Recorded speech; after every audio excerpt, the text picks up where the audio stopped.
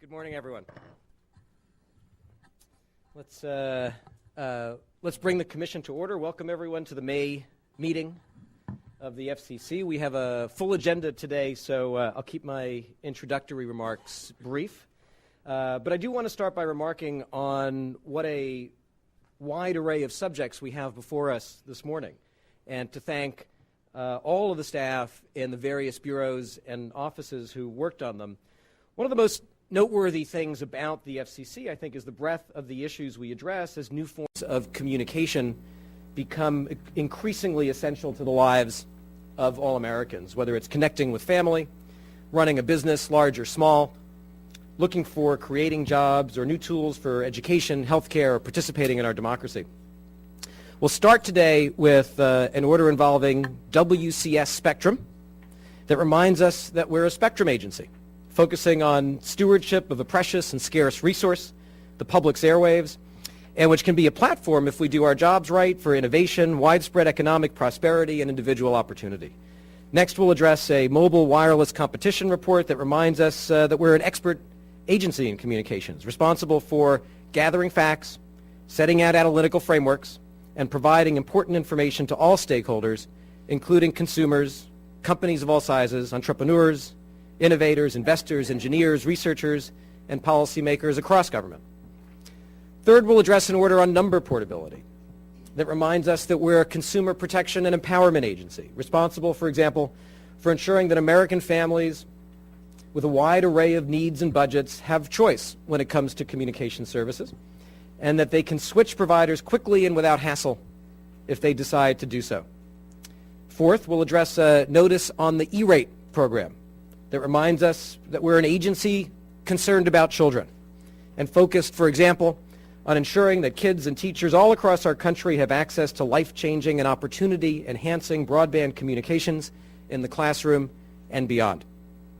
Finally, we'll address an order and further notice on pole attachments, which is as important as it is technically complex, but of course many of our issues fall into that category. This item will encourage the fast and efficient deployment of new broadband technologies in our urban and rural areas. Each item is important, and taken together, they have real potential to positively affect the lives of nearly every American. These items are, of course, also about our broadband future. Pursuing the rapid deployment and adoption of universal broadband is vital to our global competitiveness in the 21st century, to the necessity of ongoing investment and innovation, and to having an enduring engine for job creation and economic growth and opportunity in our digital world. In March, we released the groundbreaking National Broadband Plan, a detailed roadmap for U.S. leadership in broadband. Shortly thereafter, we released a detailed implementation plan, which included 4 of the 5 items we're addressing today. I'm pleased that we continue to work together and move forward on delivering the benefits of broadband to all Americans. And with that, Madam Secretary, please announce our agenda for today. Thank you, Mr. Chairman. Good morning to you. Good morning, Commissioners. Today's agenda includes 5 items for your consideration. First, you will consider a report and order enabling robust mobile broadband use of 25 megahertz of spectrum in the 2.3 gigahertz wireless communication service, or WCS band, while protecting neighboring incumbent operations, and a second report and order implementing rules for terrestrial repeaters to provide greater certainty for both satellite radio and WCS licensees. Second, you will consider the 14th edition of the Mobile Wireless Competition Report, analyzing the state of competition in the mobile industry by expanding upon previous FCC reports and considering the broader mobile wireless ecosystem. Third, you will consider a report and order to standardize the processes for transferring telephone numbers in one business day to ensure the benefits of competition for consumers. Fourth, you will consider a notice of proposed rulemaking initiating reforms to the E-rate program to make broadband more accessible in schools and libraries and to cut red tape. For your 5th and final item, you will consider an order and further notice of proposed rulemaking to implement the National Broadband Plan recommendations to foster competition and broadband deployment by ensuring non-discriminatory, just, and reasonable access to utility poles. This is your agenda for today. The first item will be presented by the Office of Engineering and Technology. Julius Knapp, Chief of the Office of Engineering and Technology, will give the introduction. Thank you, Madam Secretary. Mr. Knapp, Good pleased morning. to see you. Please go ahead. Good morning, Mr. Chairman and Commissioners. The item before you was prepared jointly by the International Bureau, the Wireless Telecommunications Bureau, and the Office of Engineering and Technology. The item revises the rules for the wireless communications service to facilitate the introduction of mobile broadband service in 25 megahertz of spectrum while protecting other services against harmful interference. It is the first installment towards the National Broadband Plan's goal of providing 500 megahertz of spectrum for such use. The item also establishes performance requirements for WCS licensees, as well as rules for satellite digital audio radio service terrestrial repeaters.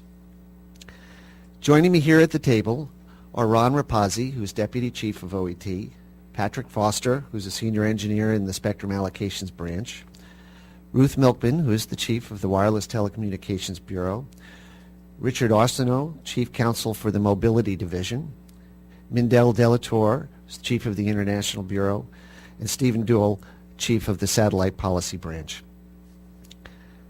This item would not have been possible without the tireless efforts and collaboration of the staffs in IB, WTB, and OET. The names of the many people who contributed would be too long to go into here, but suffice it to say they have my heartfelt thanks for all of their hard work on this. The item will be presented by Ron Rapazzi. Good morning, Mr. Chairman and Commissioners. The item before you, now for consideration, will finalize rules for the wireless communication service and the terrestrial repeater component of the satellite digital audio radio service, or SDARS, and provide parameters under which they can both offer important services to the public in the 2.3 gigahertz band. The item would revise certain technical rules to enable WCS licensees to provide innovative services in the band. Additionally, it would establish permanent technical and licensing rules for SDARS terrestrial repeaters. The action in the item would unlock 25 megahertz of spectrum for mobile broadband. The item takes a conservative approach, balancing our goal to provide sufficient opportunities for licensees to deploy mobile broadband devices with measures to ensure that such devices protect services in adjacent frequency bands. It would also adopt enhanced build-out requirements for WCS licensees to ensure that the spectrum is promptly and widely put into use to serve the public. At the same time, the item would adopt permanent rules for SDARS terrestrial repeater operations in the frequency band adjacent to the WCS spectrum to provide certainty for the SDARS licensee, SiriusXM, to continue its existing service and expand its provision of service to the public. It would establish technical rules governing the operation of SDARS repeaters that will not impede their deployment or function, while limiting the potential for interference to licensees in the adjacent bands.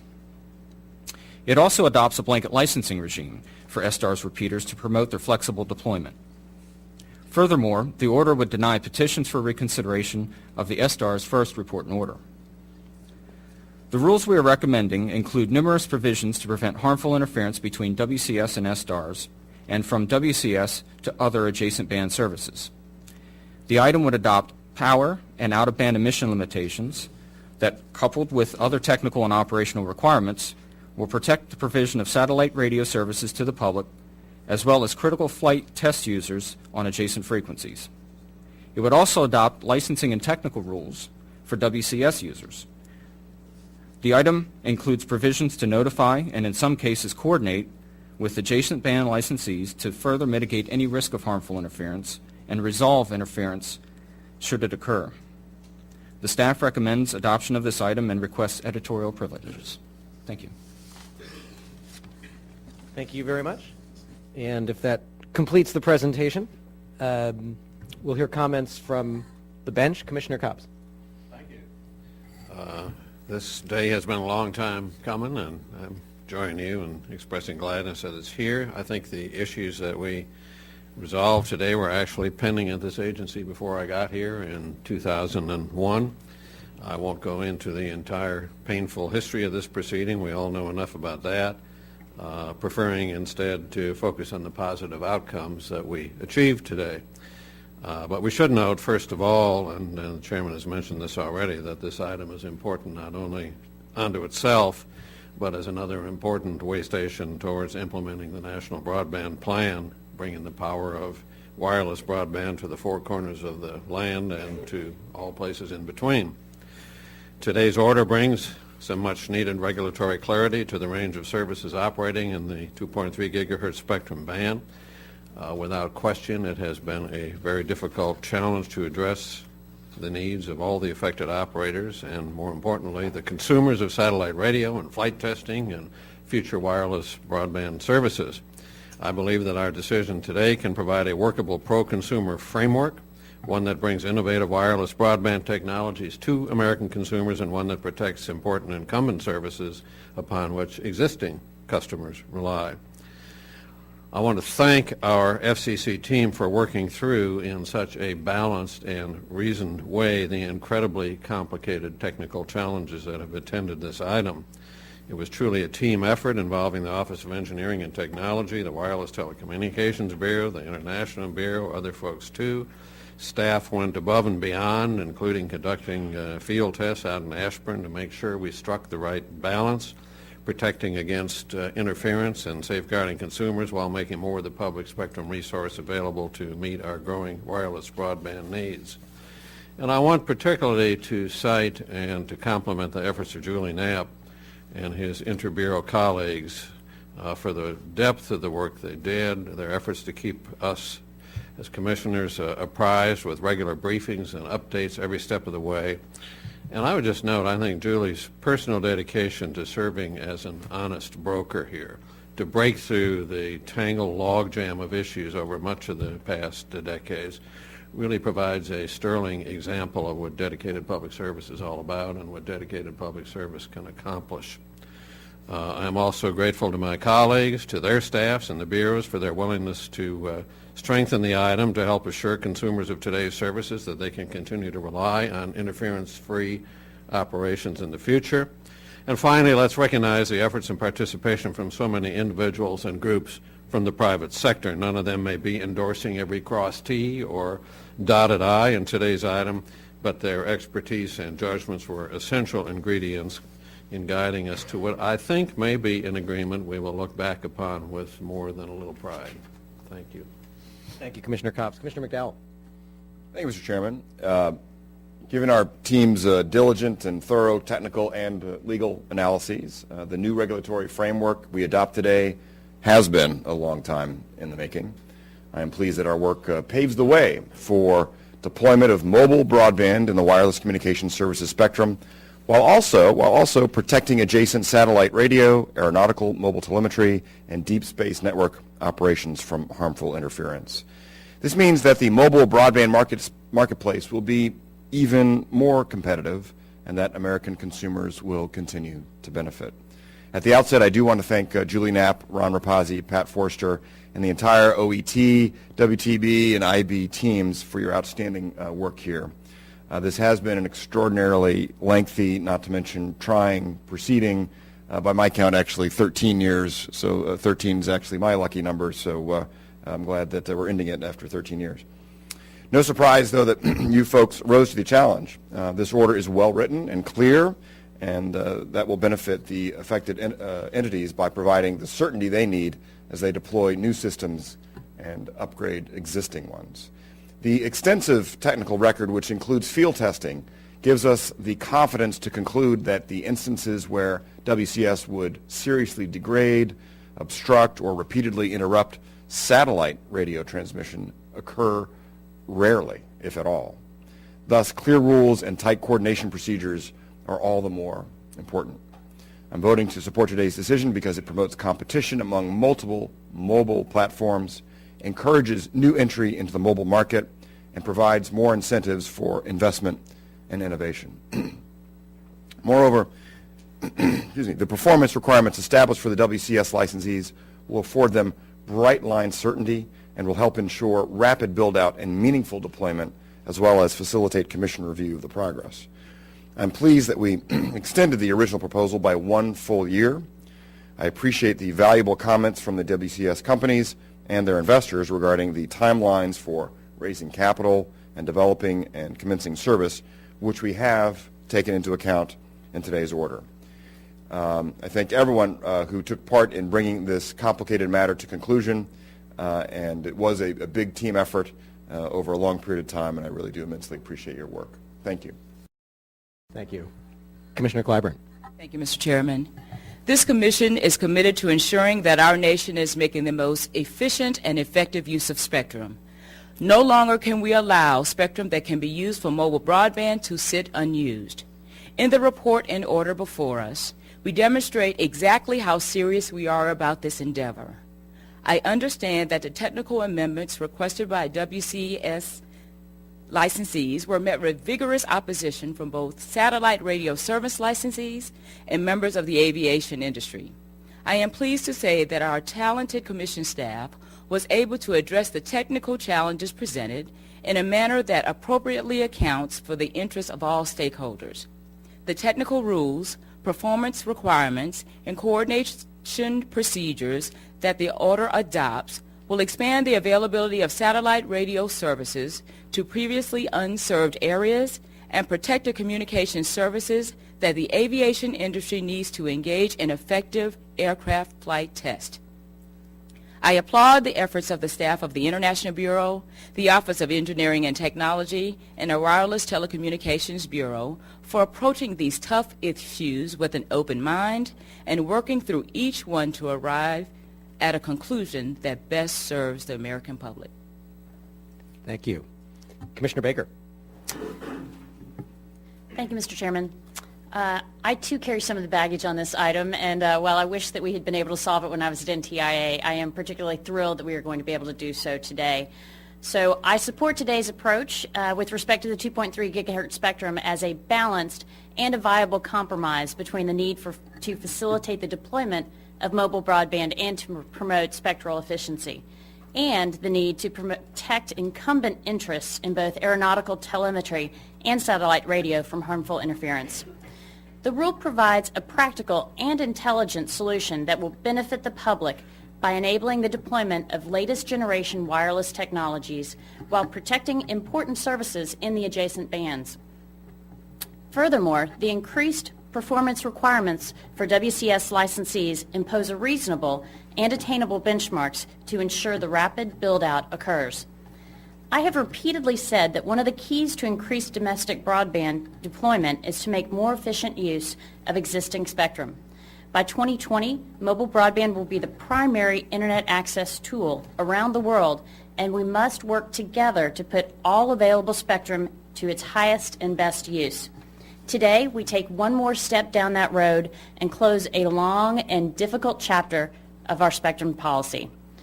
In reliance upon a comprehensive technical record, we address the questions involving mobile operations in the WCS band that were first raised in a further notice adopted by the Commission in December 2007 that invited comment on technical proposals by both SDARS and WCS interests. The FCC technical staff, along with representatives of the International and Wireless Communications Bureaus, have thoroughly vetted the many responses in that docket and have held extensive meetings with interested parties to explore and understand outstanding technical issues and seek agreement. In addition, Commission technical staff attended public tests conducted by SDARS and WCS interests in July 2009 in Ashburn, Virginia, to demonstrate conditions necessary to prevent harmful interference. Moreover, Commission staff recently issued a public notice inviting comment on the specific text of the rules it planned to recommend to the Chairman and Commissioners, and further extensive comment was submitted in response. My thanks to the many staff across the Commission for their hard and careful work. I'm also pleased that we have acted to resolve the outstanding questions with respect to terrestrial repeaters used for satellite digital radio services and related technical issues. all parties will benefit from a final decision from the Commission on these important questions that establish a way forward for both WCS-SDARS services. Today's action establishes a regulatory certainty that should open the door to investment and innovation in the 2.3 gigahertz and adjacent bands. To this end, I hope parties will increase their efforts to improve on the conditions for coexistence that we establish here today and vigorously explore ways in which new technologies can provide additional intelligence to further reduce any potential for interference. I want to again add my congratulations and thanks to all of the staff that worked on this item. Thank you, Commissioner Baker. To promote innovation, investment, and our global competitiveness, the National Broadband Plan recommends that 500 megahertz of spectrum be made available for mobile broadband use within the next 10 years. Doing so is vital to seizing the opportunity of mobile broadband to be an enduring engine of economic growth, investment, and job creation in the 21st century. Today's report and order moves us closer to this goal by amending the rules for wireless communication services to make 25 megahertz of spectrum immediately available for mobile broadband. It is a strong down payment on a vital national need. And it comes at an important time, just as 4G technologies are starting to be commercially deployed. I'm pleased that by taking a fresh look at the WCS rules, we're able to create an environment for innovative, cutting-edge mobile products and services in a spectrum band that has essentially remained fallow for years, while still protecting adjacent band services from harmful interference and providing important clarity about the long-term operation of satellite radio terrestrial repeaters. And to ensure that the potential of the WCS mobile broadband spectrum is realized fully and quickly, we also adopt strong build-out requirements that will spur investment and get services on the spectrum out to American consumers as speedily as possible. This item, as we've heard, has been awaiting action for many, many years, and I'm glad that we're able to bring it to completion today. The National Broadband Plan was a real spur to today's important action to unleash spectrum. I thank all of the participants in this, my colleagues, the companies who put a lot of resources and effort into this, and in particular, Julie Knapp, your colleagues at OET, the rest of the staff here at the table. This is very hard, important work. The team here has been doing it for many years with an excellent track record. I'm pleased that we're now at a point where we're able to wind this up. It wouldn't have happened without the hard work of you and everyone at the table, so I thank you for that. Unless there's any more discussion, let's proceed to a vote. All those in favor say aye. Aye. All those opposed say nay. The ayes have it, so ordered, and the Bureau's request for editorial privileges is granted. Thank you very much. Madam Secretary, please announce the next item on the agenda. Mr. Chairman and Commissioners, the next item on your agenda will be presented by the Wireless Telecommunications Bureau. It is entitled Annual Report and Analysis of Competitive Market Conditions with Respect to Mobile Wireless, including Commercial Mobile Services. Thank you, Madam Secretary, and thank you, team, including the new dad at the table. Ms. Milkman, the floor is yours. Thank you. Good morning, Mr. Chairman and Commissioners. Today we present to you the 14th Annual Mobile Wireless Competition Report. With me at the table are John Leibovitz, who's a Deputy Chief in the Wireless Bureau, Neshe Gundelsberger, who is Division Chief of the Spectrum Competition Policy Division, Paul Dari, Deputy Chief of the in the Spectrum Competition Policy Division, and Chelsea Fallon, to my right, who is a senior analyst in the division. I'd like to thank John Baker, the Commission's chief economist, as well as Paul Desaw, the chief of the Office of Strategic Planning and Policy Analysis, who worked with us very closely from the beginning of this item and helped us in our effort to make it a bigger and better version of items in the past, of the reports in the past.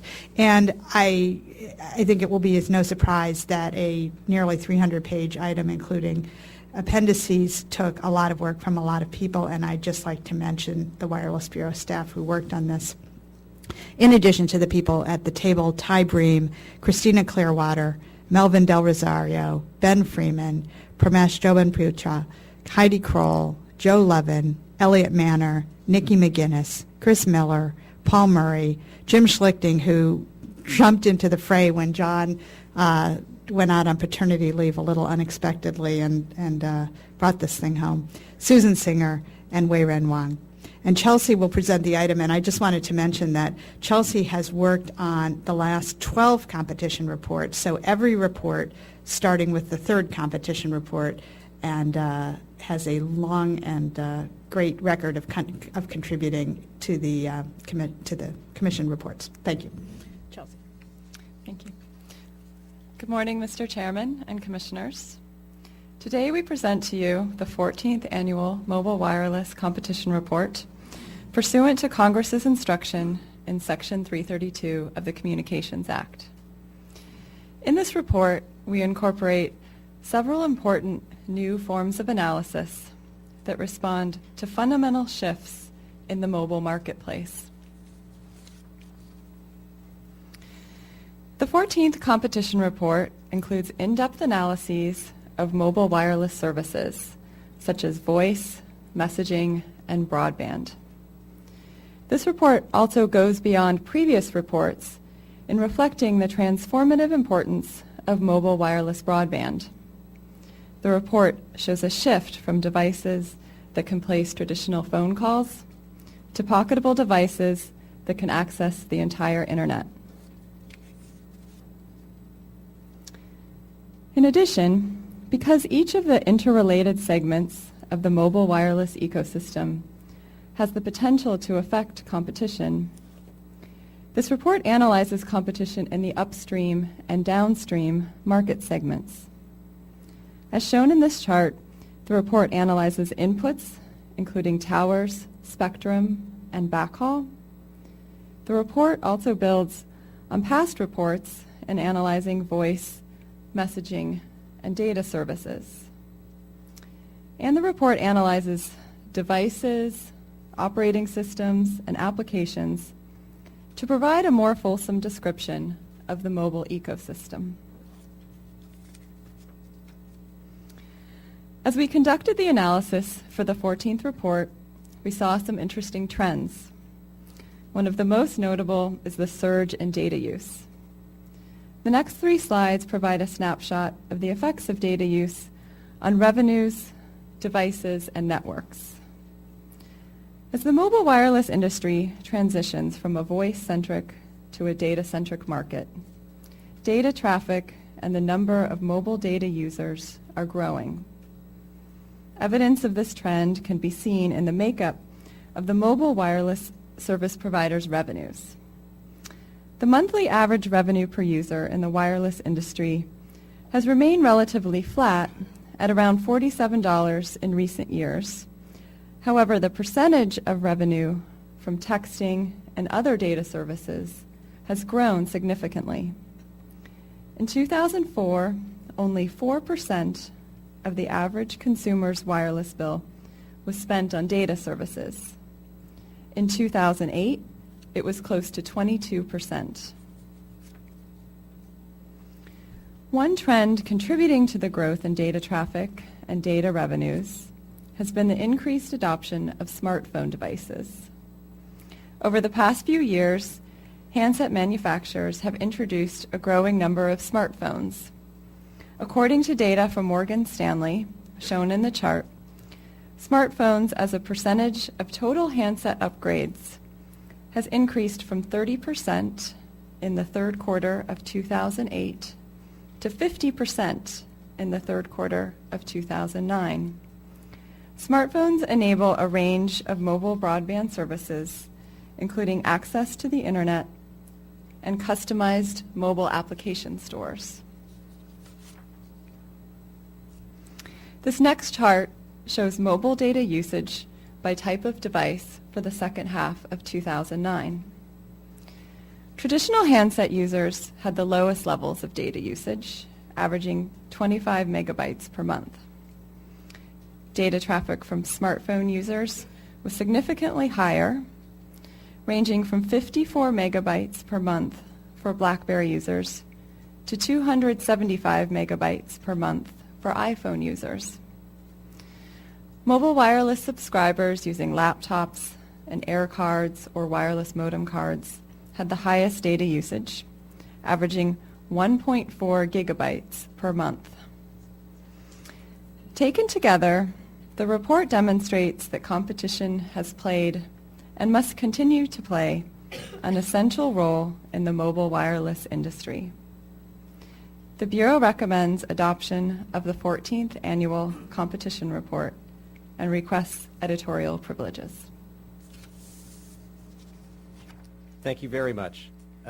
We'll hear comments from the bench. Commissioner Copps.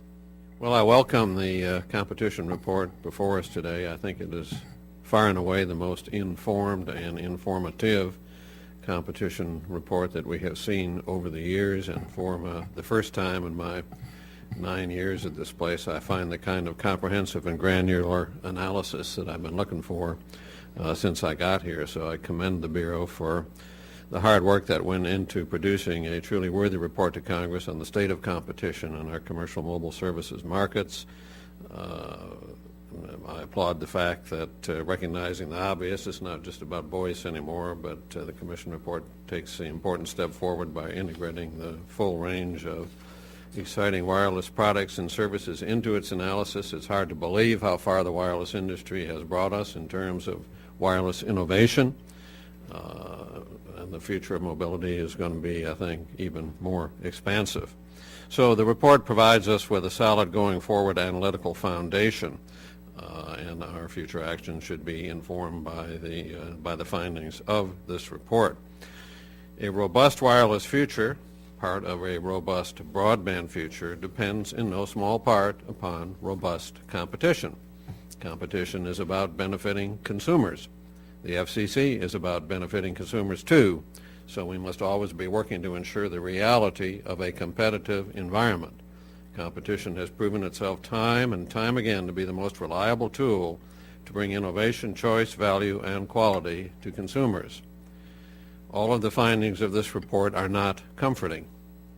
Some are downright sobering and worrying too. Specifically, the report confirms something I've been warning about for years, that competition has been dramatically eroded and is seriously endangered by continuing consolidation and concentration in our wireless markets. One number sticks out like a sore thumb: the Herfindahl-Hirschman Index, which is a widely recognized and highly credible measurement of industry concentration. And the index shows that the concentration of mobile wireless service providers has skyrocketed to a weighted average of 2,848, which is a jump of nearly 700 since we first calculated this metric a mere 7 years ago. So without denying all those things that are right in the wireless world, and they are many, the facts also tell us that some things are not so right.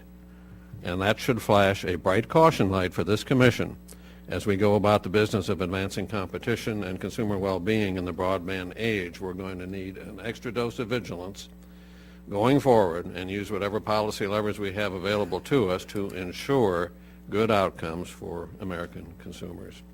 Thank you. Thank you, Commissioner Copps. Commissioner McDowell. Thank you, Mr. Chairman. The record in this proceeding and the report itself contains a wealth of facts that demonstrate the important role of the mobile industry that the mobile industry plays in the lives of everyday Americans, not to mention in the U.S. economy. The wide-ranging and competitive wireless sector has and continues to deliver innovative services at low cost, all the while exhibiting some of the most impressive capital expenditure numbers of any industry in the world. The greatest beneficiaries of these investments, of course, are American consumers, who have steadily incorporated advanced wireless technologies into their daily lives. To be clear, I support the Commission's more granular examination of the mobile wireless marketplace. I fully appreciate the transformative importance of mobile wireless broadband, which has resulted in a shift from devices that can place traditional phone calls to pocket-sized computers that access the internet in one click.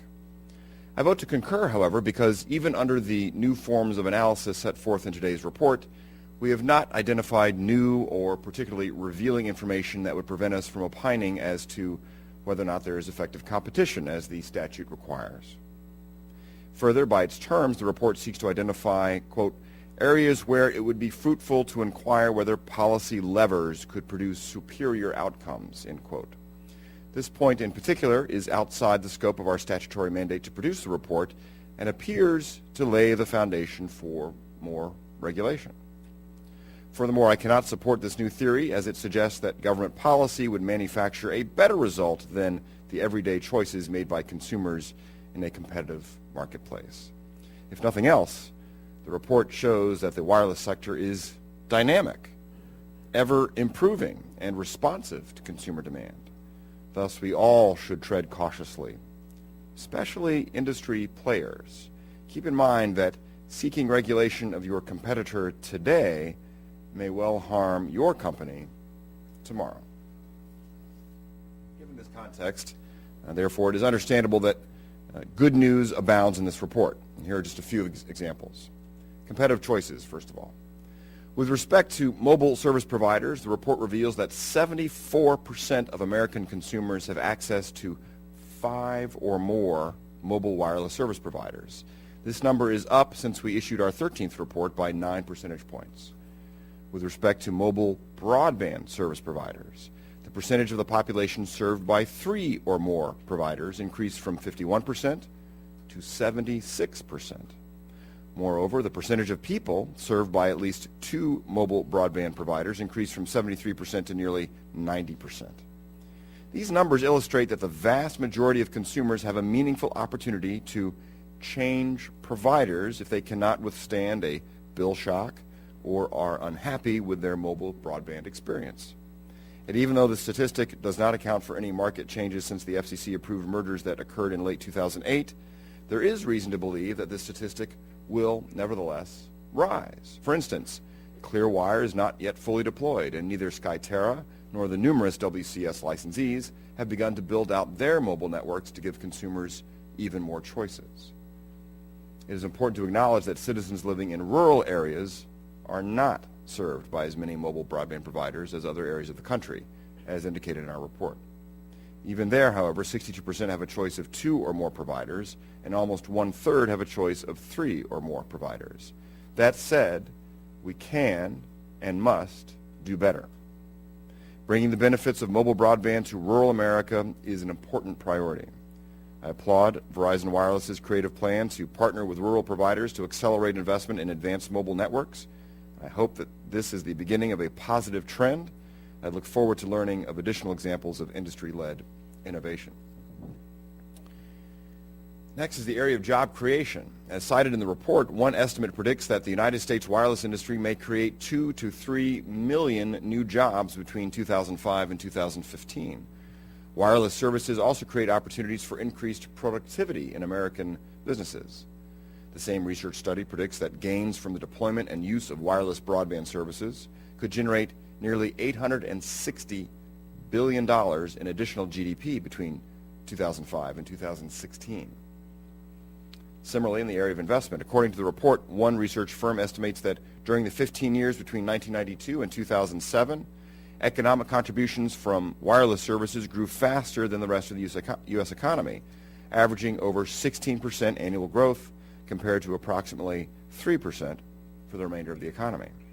Although the report points out that the average annual growth rate for economic contributions decreased to a mere 11.2% from the period of 2002 to 2007, an 11.2% rate of growth in a maturing industry is nonetheless quite impressive. Finally, while the report opines that the FCC-approved mergers have had a negative effect on consumers, it is important to note that the opposite view that some mergers have had also benefited consumers. Much of the recent activity has occurred when a national or large regional carrier purchased a smaller carrier serving a rural or underserved area. As a result, in many cases, the new entity brought consumers in those areas access to the same services and products that are available to customers in the most densely populated areas, including access to next-generation networks, innovative voice and data plans, and advanced devices. I want to thank the Wireless Telecommunications Bureau and especially also Jim Schlichting, who's not here right now. This tremendous body of work is fantastic. We are grateful for your efforts. Thank you. Thank you, Commissioner McDowell. Commissioner Clyburn. Thank you. I too applaud the Wireless Telecommunications Bureau for the impressive report you have produced and presented to us today. This report significantly expands our understanding about critical segments of the industry. Indeed, this is the first competition report in which the Commission has provided such extensive information about key input segments such as spectrum, towers, network equipment, and backhaul transport facilities. The Bureau's robust granular review of these costs highlights the difficulties that large carriers and smaller service providers face when trying to expand their service in certain licensed areas or when trying to enter new ones. Our goal is a mobile wireless market in which investment goes primarily towards fueling innovation rather than simply meeting the cost to provide basic mobile services. Therefore, it is imperative that we do all that we can to lower the cost that these input segments impose on carriers and service providers. Gathering detailed information about the cost involved in providing mobile services is also important in order to encourage greater investment in those areas of the country, particularly rural areas, where consumers do not have meaningful choices among providers. For example, the urban-rural comparison section of this report reveals that despite the hundreds of billions of dollars that have been invested over the past decade, more than 900,000 people living in rural areas, they do not have any access to a wireless service provider. More than 2.4 million people live in geographic areas covered by only one service provider, and more than 7 million people live in areas served by only 2 service providers. In this regard, I am heartened by reports that Verizon Wireless intends to offer spectrum to providers serving rural areas, and I look forward to hearing more about such a proposal or how such a proposal could lead to more options for consumers in these rural areas. When the Commission releases a public notice seeking comment to enable us to prepare the next mobile wireless competition report, I encourage commenters to provide us with as much information as possible about how we can encourage more investment in these rural areas. I commend, again, the staff of the Wireless Telecommunications Bureau for their hard work on this impressive report. Thank you very much. Commissioner Baker. Thank you, Mr. Chairman. I'm not trying to break protocol here, but I think it might be helpful to clarify intentions. Would it be okay if I asked a question of the authors? Okay, great, terrific. First of all, thank you for this tremendous amount of work that you have done. But for the very first time in several years, this competition report does not conclude that there's effective competition. So I was wondering what the reason is behind that and if you have particular concerns about parts of this industry not being competitive. Thank you, Commissioner Baker. I think it's a really good question. What we set out to do when we started drafting this report was to collect the facts and to analyze them, and to collect facts about a broader expanse of the mobile wireless ecosystem as the Commission laid out in the NOI that you all adopted in August. We wanted to expand the report. We wanted to cover these areas in greater depth. We wanted to slice and dice the data in ways that hadn't been done before. And then, but we were focusing on the data and the analysis rather than on making conclusions. So we thought we would just lay out for the commissioners all the data and the analysis and stop there. And that's what we did. Perfect, terrific. Thanks very much. All right, so I'd really like to thank the Chairman and the Bureau for presenting us with this comprehensive and fact-filled report that I really do think thoroughly explores the mobile wireless ecosystem.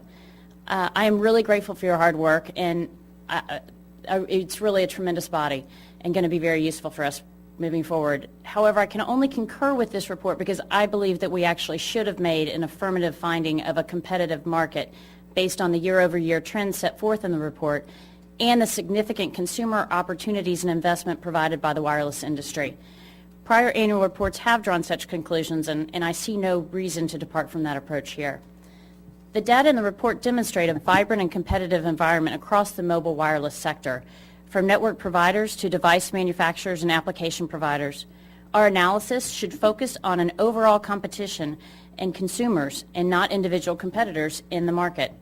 91.3% of Americans can choose from 4 or more wireless voice providers, and 98.8% can choose between 2 competing voice providers. This translates into consumer opportunity and options. Over 90% of consumers subscribed to wireless services in 2008. 90%. The report finds that this high level of competition has resulted in the lowest average monthly voice bill ever, and that 2/3 of households subscribe to family packages that did not exist a decade ago.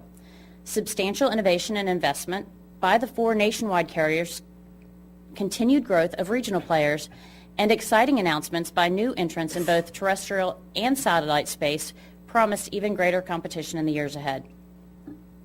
As the voice market continues to mature, the report finds significant growth in mobile broadband. The number of Americans with 3 or more available mobile broadband providers jumped from 51% to 76% from 2008 to 2009. The report finds analogous growth in adoption. The number of mobile data subscribers more than doubled from 2005 to 2009, and 42% of consumers carried a smartphone in 2009 compared to only 15% in 2006. Smartphone pricing has also dropped almost in half from 2006 to 2009. The report illustrates that mobile broadband growth has attracted significant new investment in handsets and operating systems. There were twice as many handset manufacturers in 2009 as there were in 2006, and Apple and Google have now entered the operating systems market. This burgeoning market has also attracted application developers, which has resulted in billions of downloaded applications and entire new business opportunities and jobs. New wireless data-only offerings provide another area of new investment. As network operators continue to invest in upgrading their 3G infrastructure and deploy 4G services, we will soon benefit from another cycle of innovation and investment throughout the mobile wireless ecosystem. Faster and more robust 4G mobile broadband services offer the promise of greater intermodal broadband competition and more choice for consumers. The overall health of wireless competition is demonstrated further in the report's findings on capital investment and advertising. Despite poor national macroeconomic conditions, over $240 billion has been poured into our nation's wireless infrastructure from 1998 to 2008, including over $20 billion alone in 2008.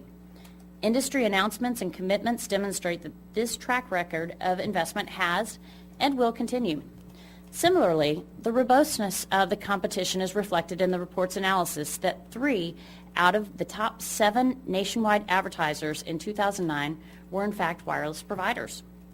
Moreover, with respect to international comparisons, the report finds that the U.S. consumers benefit from the lowest revenue per minute among comparable European and Asian nations and is the least concentrated market.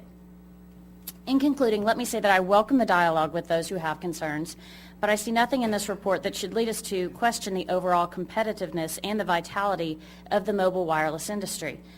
Indeed, this report cannot provide factual support for shift in the flexible manner in which we auction, license, or regulate wireless services.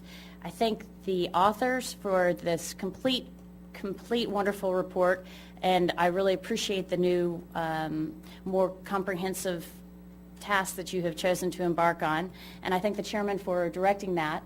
And I really just think that the efforts that have been compiling in this more complete report is going to be very helpful for us moving forward.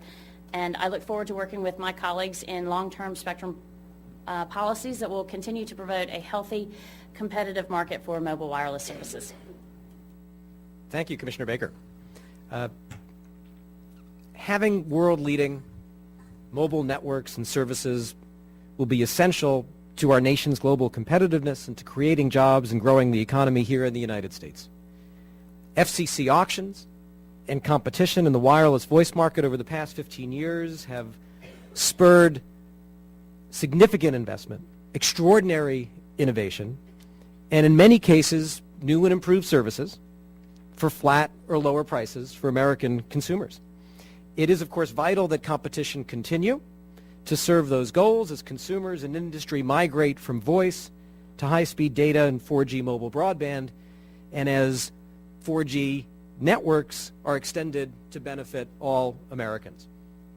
This report is one of several congressionally mandated reports that the Commission releases each year focusing on competition in different sectors of the communications landscape. Last summer, I announced the goal of upgrading our competition reports across the board to provide important information to all stakeholders and to create solid, transparent, fact-based foundations for predictable policies and decisions. I'm pleased that today's mobile competition report is the first example of this new effort, and I thank the staff of the Wireless Bureau for doing such an excellent job with it, as well as the staff of the Strategic Planning and Policy Analysis Office for their great work in getting us here today. One of the first changes to this report is its title. Prior efforts have been called the Annual Commercial Mobile Radio Services Report, quite a mouthful. Known around these parts as our yearly CMRS report, not particularly illuminating, especially given the importance of mobile communications to so many Americans in our economy. The change in title to the Mobile Wireless Competition Report is emblematic of an approach that is applied throughout this report to present information in a way that will be relevant and understandable to a wide variety of audiences, including consumers and investors, companies of all sizes, engineers, researchers, and policymakers across government. The data presented in this year's report cover traditional areas of inquiry such as voice services, spectrum holdings, and the number of providers, subscribers, and usage, as well as newer ones, such as the ongoing deployment of 4G networks and the explosion of innovation in and around smartphones. This report does not seek to reach an overly simplistic yes or no conclusion about the overall level of competition in this complex and dynamic ecosystem comprised of multiple markets. Instead, the report complies with Congress's mandate to assess market conditions by providing data on trends in competition and choice over time, an approach that fits best with the role of the FCC as a fact-based, data-driven agency responsible for promoting competition and protecting consumers and fostering investment and innovation. This is consistent with our efforts in recent actions, including today in our earlier WCS item, to unleash spectrum to produce its benefits for our economy and for all Americans. Now, I won't attempt to summarize the many facts in this thorough report. My colleagues have highlighted a number of the most important facts, a number showing areas of vibrant competition, others showing areas of concern. I'll simply say this. In so many ways, this explosion of mobile innovation is great news for American consumers. Perhaps no sector of our economy holds more promise for 21st century U.S. leadership in innovation and investment than wireless broadband. This is, of course, why the National Broadband Plan included major recommendations for ways to accelerate wireless broadband deployment and recover sufficient spectrum to allow our innovative companies, entrepreneurs, and American consumers to seize and benefit from the full opportunities ahead. These new trends do also present real challenges for busy American families when it comes to selecting the mix of mobile devices and services that match their needs and budgets. Indeed, in difficult economic times such as these, the importance of promoting competition and empowering consumers is especially great. As the National Broadband Plan and our Notice on Consumer Information that we released last fall both recognize, the better consumers understand the terms and conditions of the services being offered to them, the more they can make the market work effectively. That's why the National Broadband Plan includes recommendations about increasing transparency to consumers, for example, about broadband speeds. It's also why we began an inquiry last week into how the Commission and the wireless industry can take advantage of new information technologies to avoid bill shock, that unwelcome surprise that some consumers experience when their monthly bill is dramatically larger than expected. I'm pleased that our new consumer task force, headed by Joel Gurin and involving many key leaders at the agency, is already producing results. And I'm very pleased at the excellent work of this group presenting today on this thorough, fact-based report that will be a real aid to decision-making in the future. Thanks to each of you. Thanks to OSP, which is not at the table, which I know contributed a great deal to this report. We appreciate this very much. And with that, we'll proceed to a vote. All those in favor say aye. Aye. Concur. Concur. All those opposed say nay. The ayes have it. Thank you. And so ordered. The Bureau's request for editorial privileges is granted. Again, thank you very much. And Madam Secretary, please announce the next item on the agenda. Mr. Chairman and Commissioners, the last 3 items on your agenda will be presented by the Wireline Competition Bureau. Item number 3 is entitled Local Number Portability, Porting Interval, and Validation Requirements, and Telephone Number Portability. Thank you very much. Ms. Gillette, whenever you're ready. Thank you. Good morning, Mr. Chairman and Commissioners. The Wireline Competition Bureau is pleased to present a report and order that streamlines the process that service providers use to switch customers from one telephone service provider to another. The order will ensure that consumers are able to transfer or port their telephone number to a new service provider within 1 business day. This order provides carriers with the nuts and bolts information they need to implement the Commission's order last year that reduced the porting interval from 4 days to 1. The ability for consumers to transition seamlessly and quickly from one provider to another is critical to creating a truly competitive environment. I would like to thank the team involved in preparing this item, including Bill Dever, Ann Stevens, Melissa Kirkle, Marilyn Jones, Michelle Slater, and Heather Hendrickson for all their hard work and contributions to this item. With me today are Ann Stevens, Deputy Chief of the Competition Policy Division, and Melissa Kirkle, who will present the item on behalf of the Bureau. Melissa? Good morning, Mr. Chairman and Commissioners. Local Number Portability, or LNP, enhances competition by giving consumers the ability to switch to the telecommunications provider that best suits their needs without having to change their phone number. Last May, the Commission reduced from 4 business days to 1 the time interval authorized for telephone providers to transfer or port a customer's telephone number to another provider in certain situations and began the process to effectuate that change. Effective implementation of the 1 business day porting interval is crucial to ensure that both consumers and service providers realize the customer convenience and competitive benefits of the shortened porting interval. To that end, the order before you completes the task by defining the process that service providers will use to ensure that they are able to complete simple ports within 1 business day. The 1 business day interval applies to simple wireline-to-wireline and simple intermodal port requests. In other words, the order applies when transferring a customer's telephone number between 2 wireline providers, or between a wireline and a wireless provider, or between an interconnected voice-over internet protocol provider and any other service provider. A simple port is one that involves only a single line and that does not involve any complicating factors that would make the port more difficult. The order adopts standardized data fields to enable service providers to accomplish simple wireline-to-wireline and intermodal ports within 1 business day. In an outcome widely supported by the industry, the order concludes that 14 information fields are necessary to accomplish a simple port and mandates that service providers use the 14 fields described in the order and only those 14 fields to accomplish a simple port.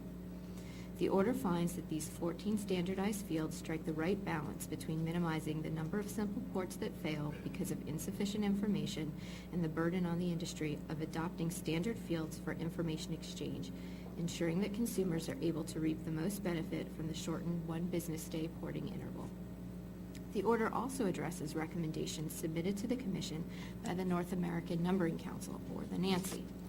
Specifically, the order adopts the NANCY's recommendations for process flows that govern coordination among providers and requires the industry to adhere to them. The order concludes that the process flows recommended by the NANCY are essential to the deployment of the 1 business day porting interval and will ensure that communications between service providers and database administrators proceed in a clear and orderly fashion so that port requests can be handled in an efficient and timely manner.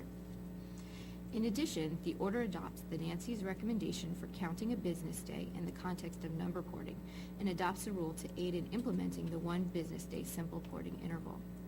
We expect that compliance with these processes and flows will enable providers to complete simple ports within one business day, which will allow consumers and service providers to fully realize the benefits of local number portability. The Bureau respectfully requests that the Commission adopt this item and requests editorial privileges. Thank you. Thank you. Comments from the bench? Commissioner Copps? Well, thank you. I am pleased to support today's order, which takes the next and final step toward implementing the porting interval that we adopted just over a year ago. In 1996, the Congress imposed a number portability obligation on providers so consumers could retain their phone numbers when switching carriers. That was competition friendly, that was consumer friendly. But not only do consumers have to be able to port their numbers, but the providers need to complete the ports in a timely manner, and that's what this is all about. We figured that out over a dozen years ago when we implemented a 4-day business interval. I think the shortened interval we adopted last year was a much needed and eminently achievable update, and I am pleased that, as promised, this order adopts the necessary steps, standardized data fields for simple ports, and the North American Numbering Council recommendations for porting process provisioning flows and for addressing the one-day business requirement to make the interval happen. There are, I'm sure, other issues that are going to need to be addressed. The interval for some non-simple ports or outstanding questions regarding CP&I, to name just a couple of those. But at this time, the Nancy and the FCC staff and the Chairman's office have done great work in preparing companies to implement this beginning in August. And I thank you and I thank all my colleagues for the hard work that went into finishing this process. And I look forward now to witnessing and experiencing the many benefits that I am confident will flow from implementing this change. So thank you very much. Thank you, Commissioner Copps. Commissioner McDowell? Thank you, Mr. Chairman. About a year ago, actually 53 weeks to the day, but who's counting? The Commission approved an order that reduced the porting interval for simple wireline ports and simple intermodal ports from 4 days to 1 day. I wholeheartedly supported that decision because it empowered consumers to enjoy the benefits of marketplace choice almost as quickly as technology allows. At that time, the Commission provided a generous and sensible glide path for implementing the change, which first called for recommendations from the North American Numbering Council, or NANCY as we know it. In response to last year's order, the NANCY submitted its recommendations, additional comments were filed, and we are now ready to move forward. Accordingly, I'm pleased to join my colleagues in establishing the implementation deadlines of August 2nd of 2010 for the large carriers and February 2nd, 2011 for small carriers. This order finalizes some key outstanding issues, such as clarifying in great detail what the Commission means when it says a port must be completed in 1 day.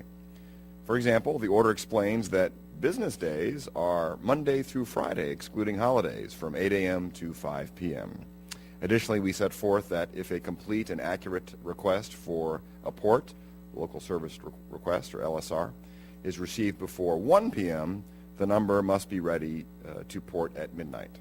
However, any LSR received after 1 p.m. triggers a requirement that the port be ready to port the next day at midnight.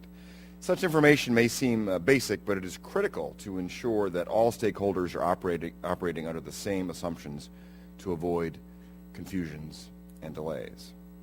I commend representatives from consumer groups and those in industry who participated in the NANCY working group. The policy of one-day porting is a simple one, but involves complex technical planning behind the scenes to ensure that consumers experience a seamless process. As such, the advice and comments from experts were critical to this process. Second, I would like to recognize Commissioner Copps for his leadership on this issue, because he pushed through the resolution for a one-day porting requirement while he was acting chairman, although he didn't have to push very hard. It was pretty easy. He and I have had a long history of working together on this particular issue through all sorts of dramas, such as retention marketing and all the rest, which we won in the appellate courts, a unanimous decision, which was really nice.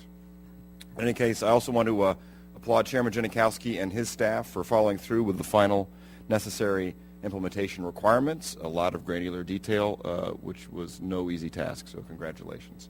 This is a positive development for competition and ultimately for America's consumers who benefit from it. So thank you very much. Well done. Thank you, Commissioner McDowell. Commissioner Clyburn. For many years, the Commission has required that providers allow consumers to retain their telephone numbers when switching carriers, a pro-consumer, pro-competitive policy. However, for wireline numbers, consumers have had to wait up to 4 days to switch providers. With this order, consumers will be able to switch their wireline provider or cut the cord and move their wireline number to a wireless carrier within 1 business day.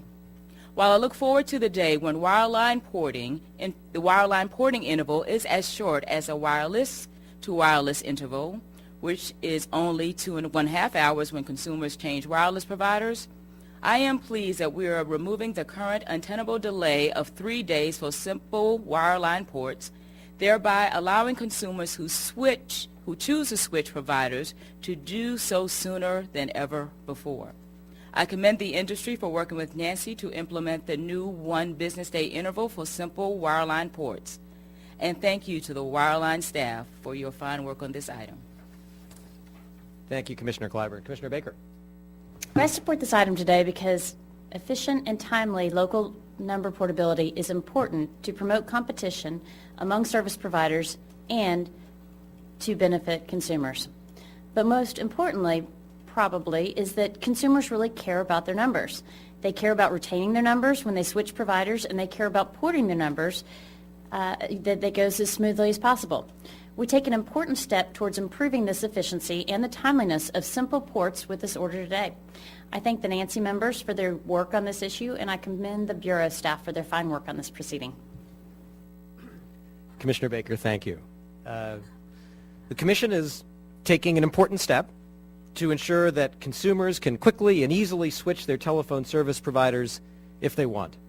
The Commission today completes the process of requiring carriers to transfer customers' telephone numbers to their new service provider in a single business day. Today's action demonstrates that smart government action can promote competition and benefit consumers. While this order provides many of the technical details that carriers need to port telephone numbers in a streamlined manner, it's first and foremost about protecting consumers and promoting competition. Though few Americans may care whether their phone company has to provide arcane information such as the purchase order number or the requisition type and status, we all understand what it means if our request to switch to a new service provider is held up for multiple days. Thanks to today's decision, that won't happen anymore. As I mentioned, this order is also about competition. Consumers want carriers to compete on service quality and price. Consumers want companies to retain them as customers because they provide an excellent service, not because it's too difficult to switch. I'm pleased that this item reflects a good amount of consensus. While there wasn't complete agreement among industry, many service providers agreed on a majority of the information fields that are necessary to ensure seamless transitions from one carrier to another. I do appreciate the industry's active participation in this proceeding. It's an example of what can happen if all stakeholders work together with our staff and the Commission on common goals. Again, I appreciate the industry's active participation. The order greatly benefits from this healthy, productive process. And I very much want to add my thanks to Commissioner Copps for his work as acting chairman last May in the Commission's strong action in beginning this process, and of course the staff for quickly carrying it out. This does have an element of herding cats, and you got the job done, which we appreciate. While the average consumer may not spend much time on the details of making sure that switching can happen quickly and easily, I appreciate that all of you do. We thank you very much. Unless there's more discussion, we'll proceed to a vote. All those in favor say aye. Aye. Aye. All those opposed say nay. The ayes have it. So ordered. The request for editorial privileges is granted. Thank you very much. And Madam Secretary, please announce the next item on the agenda. Mr. Chairman and Commissioners, the fourth item on your agenda is entitled Schools and Libraries Universal Service Support Mechanism and a National Broadband Plan for Our Future. Thank you. Mr. Lett, whenever you're ready. Good morning again, Mr. Chairman and Commissioners. Today, the Wireline Competition Bureau is pleased to present a notice of proposed rulemaking. consistent with the Commission's efforts to increase access to broadband across the nation. This notice seeks comment on a broad range of initiatives for the Schools and Libraries Universal Service Support Program, commonly known as E-rate, to help carry out the National Broadband Plan's vision of improving and modernizing the universal service programs. Specifically, this notice offers proposals to streamline the E-rate application process, provide greater flexibility in choosing cost-effective and educationally useful broadband services, and expand the reach of broadband to the classroom. We believe these proposals will increase the availability and use of broadband by children and communities throughout the country. I would like to thank the team involved in preparing this item, including Gina Spade, Regina Brown, Cara Voth, Dana Bradford, Anita Chang, Nick Degani, and Mark Nadell for all their hard work and contributions to this item. Seated with me are Irene Flannery, Associate Bureau Chief of the Wireline Competition Bureau, and James Bechtel, Attorney Advisor in the Telecommunications Access Policy Division. James will present the item on behalf of the Bureau. James. Thank you. Good morning, Mr. Chairman and Commissioners. This notice of proposed rulemaking represents an important step in increasing the availability and use of broadband by schools and libraries through the Universal Service Support Program. Consistent with the vision outlined in the National Broadband Plan, this proposed NPRM seeks comment on several potential changes to the E-rate program that are designed to maximize the utilization of broadband and eliminate rules that no longer serve their intended purpose. The changes proposed in this notice fall into three conceptual categories.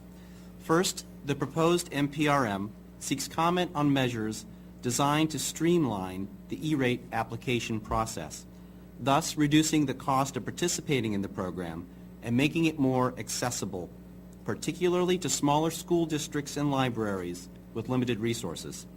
Specifically, the proposed NPRM seeks input on simplifying the application and competitive bidding process for schools and libraries seeking telecommunications and internet access, while maintaining appropriate safeguards to mitigate potential waste, fraud, and abuse. Among other proposals, the item seeks comment on simplifying the ways schools calculate their discounts using the Department of Education's definition of rural for the E-rate program. Second, the proposed NPRM seeks comment on providing greater flexibility for applicants to choose the most cost-effective and educationally useful broadband services. By focusing spending on more efficient uses that better serve the needs of schools and libraries, E-rate recipients will be able to obtain higher bandwidth services that will enable more customized, interactive online learning. The item seeks comment on several proposals, including providing full E-rate support for wireless internet access service used with portable learning devices outside of school and library locations, and allowing E-rate applicants the option of leasing low-cost fiber connectivity from municipalities and other entities that are not telecommunications carriers. The proposed item also seeks comment on expanding the reach of broadband in residential schools that serve populations facing unique challenges, such as tribal schools or schools for children with physical, cognitive, or behavioral disabilities. Third, the proposed NPRM seeks comment on ways to expand the reach of broadband to the classroom. The E-rate program is currently subject to an annual funding cap of $2.25 billion, but demand far exceeds available funding every year. The NPRM therefore seeks comment on indexing the current $2.25 billion cap on E-rate disbursements to inflation to maintain the purchasing power of the current program and enable continued support for high-speed broadband and internal connections in the future. To create more predictable internal connections funding for a much larger number of schools and libraries, the proposed NPRM also seeks comment on several possible reforms that could be phased in, such as basing funding for internal connections on a per-student formula, eliminating the 2 in 5 rule, requiring applications for internal connections by district rather than by school, or eliminating funding for basic maintenance of internal connections. The proposed NPRM also seeks comment on creating a better process for schools and libraries to dispose of obsolete equipment purchased with E-rate funds. The Bureau recommends adoption of this item and requests editorial privileges. Thank you very much. Comments from the bench? Commissioner Cobbs? Thank you. 3 months ago, we approved an order which would allow schools to make E-rate funded facilities and services available to the general public outside of regular school hours, and I think that order was really maybe our first official action toward achieving the goals of the National Broadband Plan. As I have said before, of all the programs and initiatives that I have seen at the FCC, E-rate is, to my mind, easily the best. By connecting schools and libraries to the Internet, it has connected a generation of young people to the enabling technology of the 21st century. Thanks to E-rate, students and communities across the land can access the digital tools necessary to learn, to compete, to find opportunity, and to prosper. And I can't think of a better program to put front and center as we move forward to implement the National Broadband Plan. So I am pleased to support this item to modernize E-rate by considering ways to streamline the application process, to provide greater flexibility, to select among broadband services, and to expand the reach of broadband to the classroom. E-rate, which has accomplished so much for so many, can have a future even more illustrious than the achievements it has already logged. This program deserves to be empowered so it can keep up with the latest technologies and with all the new educational tools that are coming online. The item before us considers a broad array of possibilities. Some may turn out to be, upon examination by commenters in the weeks ahead, better than others. And there may well be ideas we haven't even thought of. I hope there are. A note of caution, of course, we must always be cognizant that this is a capped program, so some priorities are going to have to trump others. The basic task is to get high-speed, high-capacity broadband out to these institutions, and that challenge takes precedence over some of the other very meritorious ideas which could bring added luster to E-rate. Providing access is the precondition for harvesting the rich fruits of that access. But there's no question that streamlining will help free up resources. Providing this kind of flexibility you're talking about will help free up resources, and obviously indexing would help free up resources. So I thank the Bureau for all their hard work and creative thinking on this. Thank my colleagues for their continuing support of E-rate. And I look forward to developing a really good and hopefully innovative record of some creative thoughts from all the stakeholders so we can move forward to make this hugely successful program even more hugely successful. Thank you. Thank you, Commissioner Cobbs. Commissioner McDowell. Thank you, Mr. Chairman. First, I commend the Chairman for his commitment to comprehensive universal service reform. It is an understatement to say that responsible reform is badly needed. A review of the E-rate program is an important component to any reform endeavor. And today's NPRM highlights many areas where the E-rate program could be improved to ensure that the program continues to be successful in supplementing our nation's education system. Additionally, I thank the whole team in the Bureau for their diligence on this item. In particular, I appreciate the clarification that the proposed change to the definition of rural area was not intended to put rural America at a disadvantage compared to urban areas. Rather, the change in the definition was proposed to explore whether there is a better way to ensure that E-rate funds are targeted appropriately in rural parts of the country. It is important to note that many rural students do not have the luxury of traveling down the road for their educational needs, which may be lacking in their schools. In fact, some rural schools are not even connected to the outside world by a road system at all. I have a couple of overall thoughts regarding universal service reform in general, and particularly regarding this particular NPRM. In the context of any reform measures, we should always look to find ways to stem waste, fraud, and abuse, of course. As managers of this fund, we must conduct reform in a way to ensure that we collect only what we need and spend what we collect in the most efficient and effective manner possible. And finally, I note that this NPRM seeks comment as to whether the existing cap on the E-rate program should be indexed for inflation. I'll be interested to review comments on that proposal and note that any final changes that we make to any one part of the system should be made in the context of comprehensive reform so that we do not inadvertently expand the growth of the overall fund. There are lots of ideas packed into this NPRM. I look forward to reviewing the record and working with all of my colleagues and stakeholders on a transparent and fair process in pursuit of fiscally prudent reforms. So thank you. Good job. Thank you.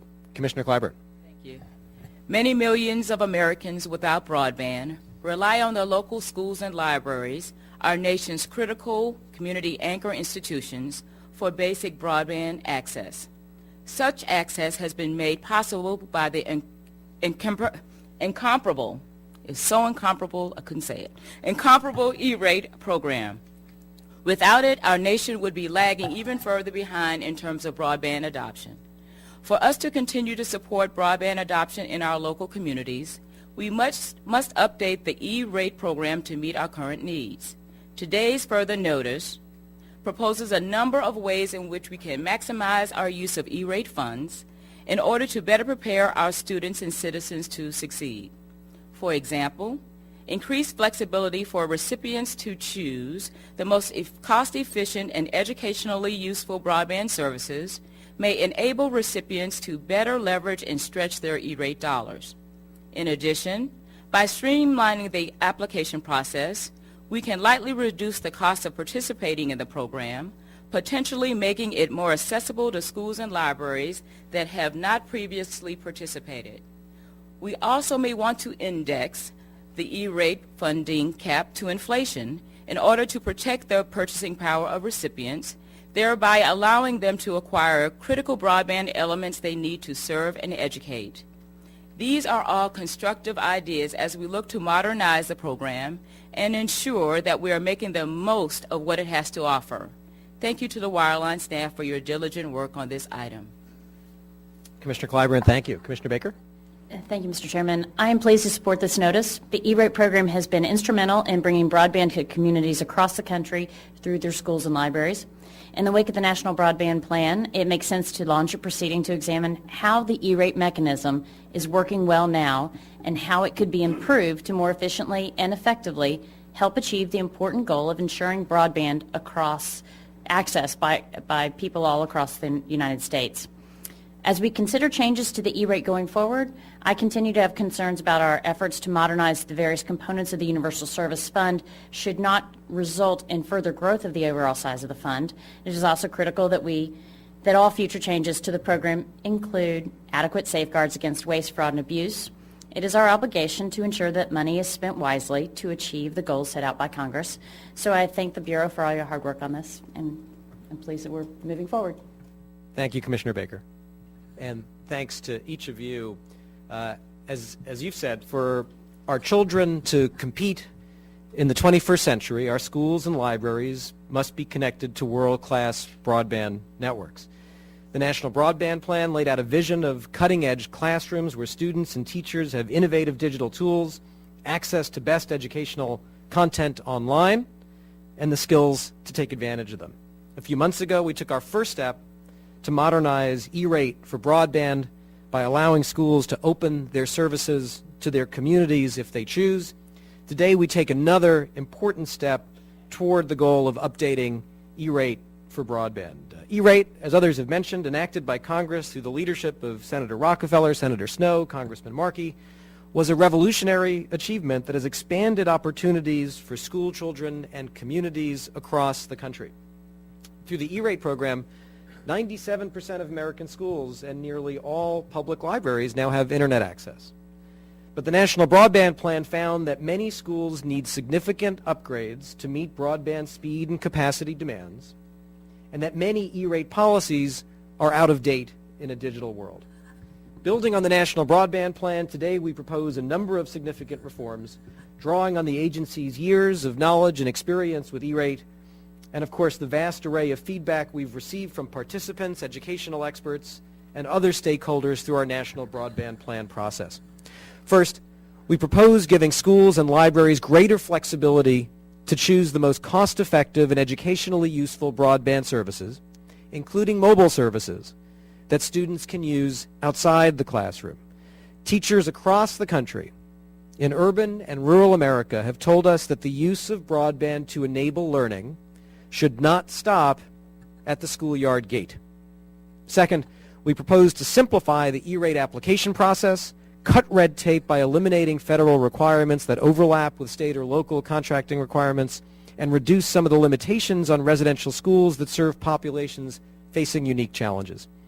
And finally, in view of the persuasive recommendations from many strong supporters of the E-rate program, we propose to index the E-rate cap to keep pace with inflation. Together, these proposals will accomplish real and important objectives on behalf of families, children, and teachers. Updating E-rate is a key pillar of comprehensive reform of universal service, which itself is one of the primary recommendations of the National Broadband Plan. Today's item also reflects our commitment to smart and fiscally prudent policies that eliminate inefficiencies and target universal support effectively to have the greatest possible impact. I look forward to working with my colleagues to improve the E-rate program for the 21st century. I thank each of you and your colleagues very much for your hard work on this important item. With that, we'll proceed to a vote. All those in favor say aye. Aye. All those opposed say nay. The ayes have it. The Bureau's request for editorial privileges is granted. But wait, there's more. Madam Secretary, please announce the next item on our agenda. Mr. Chairman and Commissioners, the fifth and final item on your agenda today is entitled Implementation of Section 224 of the Act and a National Broadband Plan for Our Future. Thank you. Ms. Gillette, you've been abandoned. Here they. There we go. Whenever, take your time. It's now whenever time, you're ready. It's now time to say good afternoon, Mr. Chairman and Commissioners. Today, the Wireline Competition Bureau is pleased to present an order and notice of proposed rulemaking, further notice of proposed rulemaking consistent with the Commission's efforts to increase access to broadband across the nation as part of the National Broadband Plan. In the order and FNPRM before you today, we would begin the process of revising the Commission's pole attachment rules to lower the barriers and costs of deploying telecommunications, cable, and broadband services to promote improved access and competition as recommended in the National Broadband Plan. I'd like to thank the team involved in preparing this item, including Marcus Mayer, Bill Dever, Al Lewis, Ian Dillner, Jeremy Miller, Jonathan Reel, Marv Sachs, Dick Kwiatkowski, and Wes Platt for all their hard work and contributions to this item. I'd also like to thank our colleagues in the other bureaus and offices, particularly those in the Enforcement Bureau, who provided invaluable assistance in the development of this item. Seated with me today are Jeremy Miller, Deputy Chief of the Industry Analysis and Technology Division, and Wes Platt, who will present the item on behalf of the Bureau. Thank you. Well, good afternoon, Mr. Chairman and Commissioners. In the proposed order and further notice of proposed rulemaking, we begin the process of revising the Commission's pole attachment rules to lower the costs of telecommunications, cable, and broadband deployment, and to promote competition as recommended in the National Broadband Plan. The steps we propose will also speed access to utility poles. In turn, lower costs and faster access will benefit consumers by removing barriers to telecommunications and cable network deployment, increasing broadband availability, and increasing competition in the provision of broadband voice and video services. The proposals would not affect utilities in states that regulate their own pole attachments or those that are municipally or cooperatively owned. In the order, we find that it is in the public interest to implement immediately some of the recommendations in the National Broadband Plan. To clarify the rules governing pole attachments and to streamline the pole attachment process. Specifically, the order would clarify that the non-discrimination principle of Section 224 of the Act implies that communications providers have a statutory right to use space and cost-saving techniques where practical and where consistent with the individual pole owner's use of those techniques. The order would also conclude that access to poles must be timely in order to be just and reasonable.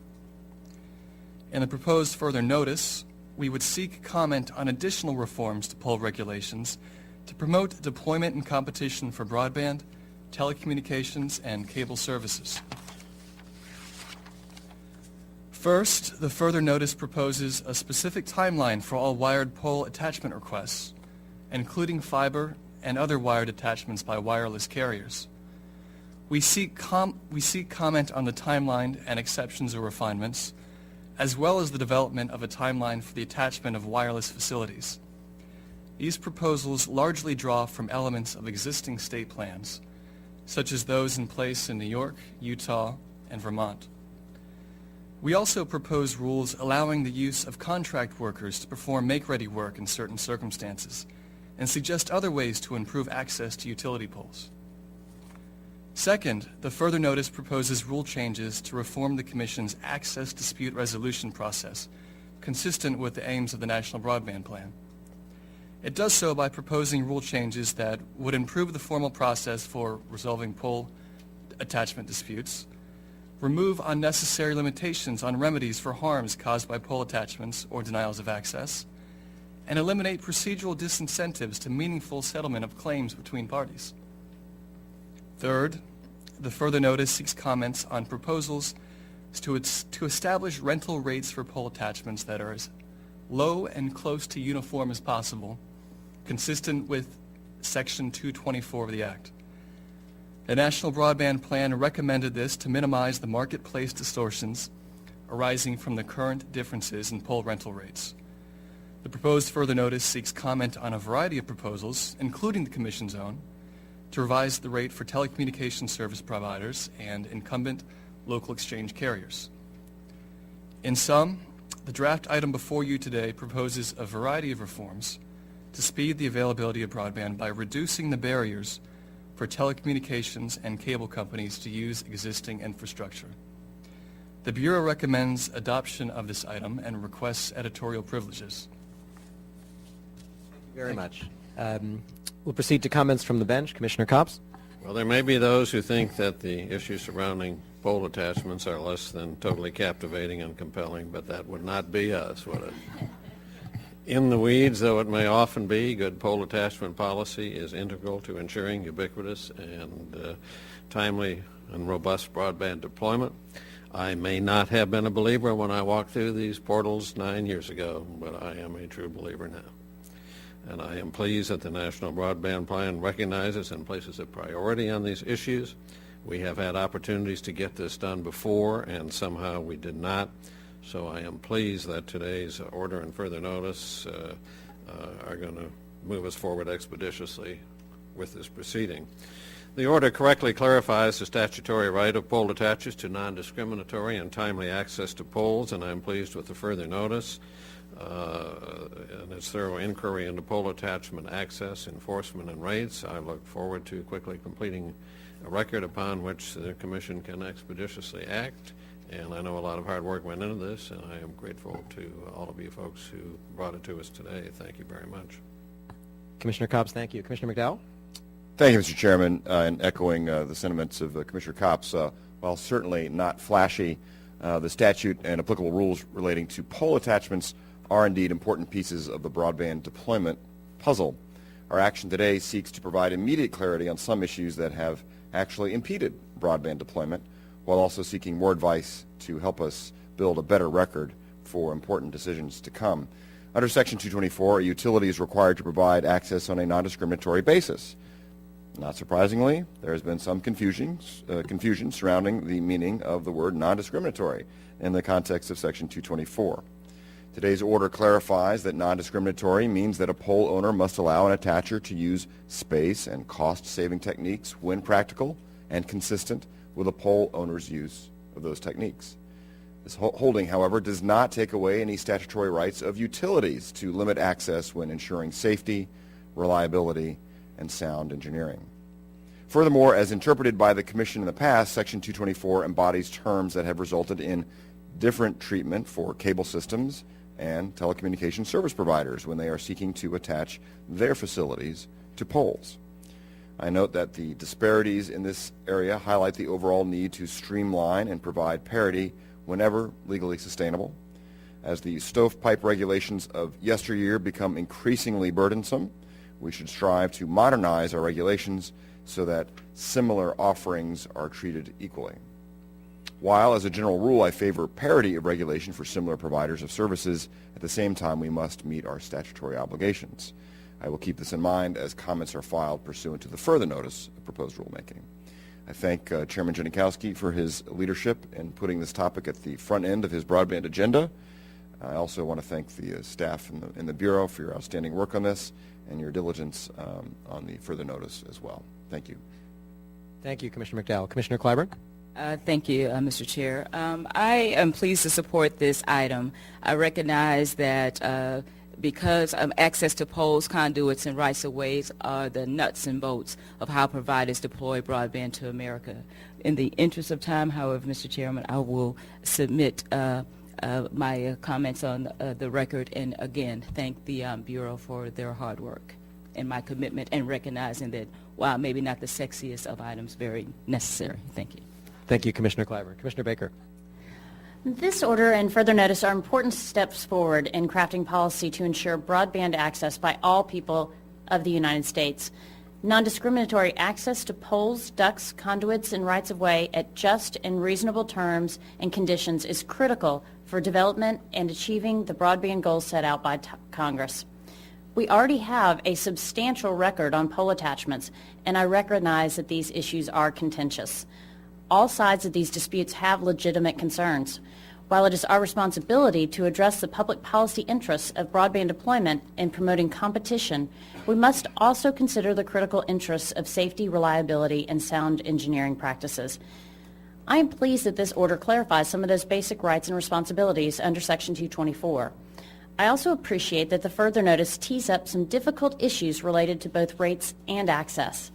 On rates in particular, I'm interested in carefully considering how our policy proposal fits within the statutory framework laid out by Congress. With regard to access, protracted debates between pole owners and attachers must not become obstacles to broadband deployment and competition, but any rules we adopt must be flexible enough to account for the unique safety considerations related to live electricity and other exceptional circumstances of pole infrastructure. I encourage all parties affected by our pole attachment rules to actively and constructively engage in the next phase of this proceeding, and I look forward to reviewing the record. As always, I really appreciate the hard work of the staff on this item. Thanks much.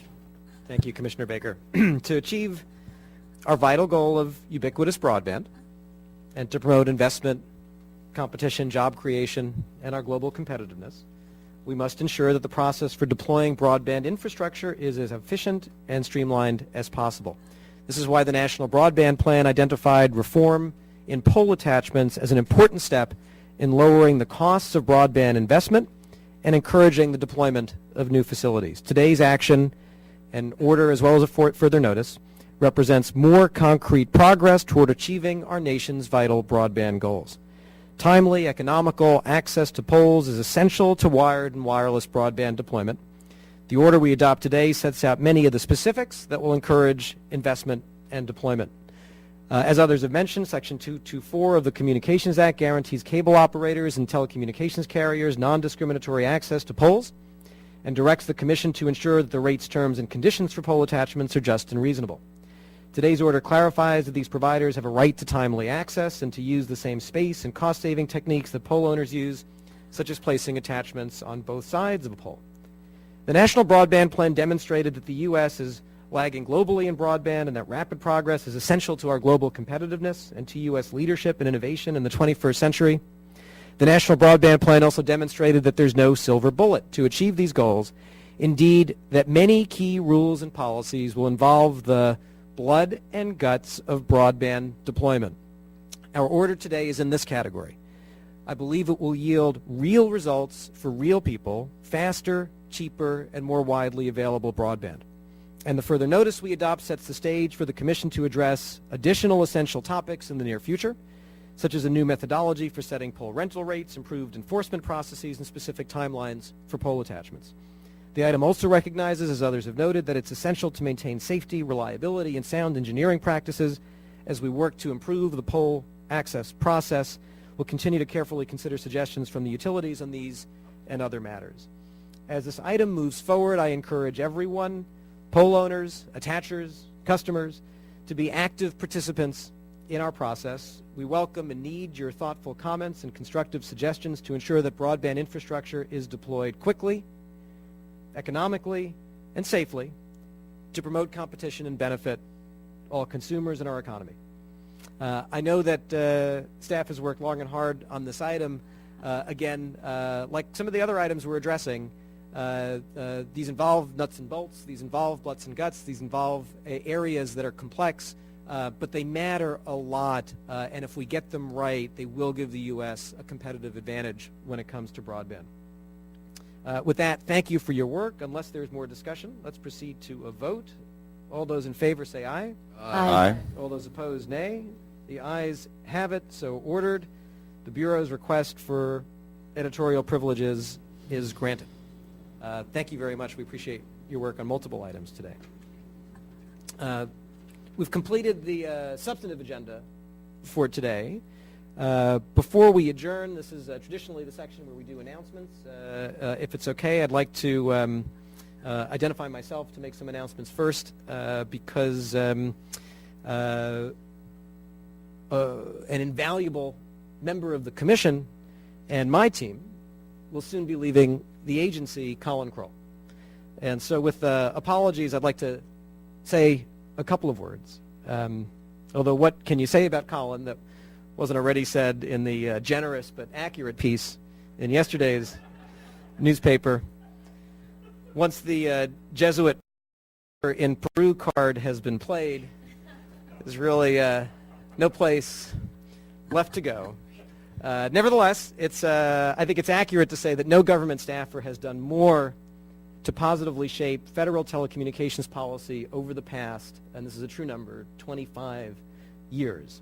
Colin helped write everything from the '96 Telecom Act to the law authorizing the National Broadband Plan and the plan itself, and countless laws and letters in between, many that people are aware of and some that they're not. In fact, I hear the only reason we got a CVS and a Potbelly near the FCC is because Colin tucked a rider into the relevant appropriations bill. People are always amazed by Colin's encyclopedic knowledge of telecom law. I'm personally impressed that when we sit in a room and talk about telecommunications law with a group of lawyers, Colin tends to be the first to open up the statute and look at what it says. Considering that Colin has been at the center of virtually every question that we tackle, and he's still only 44, it would be unsettling if Colin actually didn't remember all the minutiae. I have known Colin for many, many years. I have, for a very long time, appreciated, Colin, your profound intelligence, unparalleled experience, and your friendship. What I particularly want to note is how much I have appreciated your integrity and commitment to serving the public interest. Colin has never forgotten that he works for the American people. All Americans are lucky to have Colin as an advocate at the FCC for a little while longer. And all Americans are lucky to have had Colin for the previous 2 decades on Capitol Hill working on such important matters.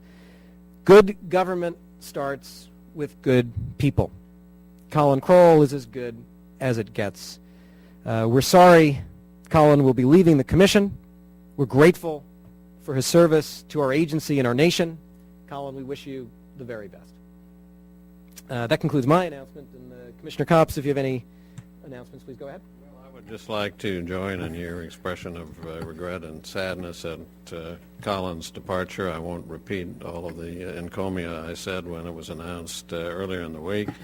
But I do want to thank him for the contribution he has made in his months here at the Commission to the National Broadband Plan and to lots of other things too. But I think Colin brings just such a rich combination of vision and where the country should be going on these telecommunications matters, and that wonderful sense of pragmatism and realism that informs what is really possible and feasible. So, as you said, and as the Post said, his legislative career is the stuff of legend, just as his former boss is not just the stuff of legend, but legend itself. I hope that Colin won't stray too far from public service. If he does stray, I hope it won't be for too long, and that he'll be back in the fold of public service because he is exactly the kind of person that we need to have. One demurrer, though, that I do have to note here. Some have noted a recent addition to my family. I have a new grandson whose name is Colin Copps.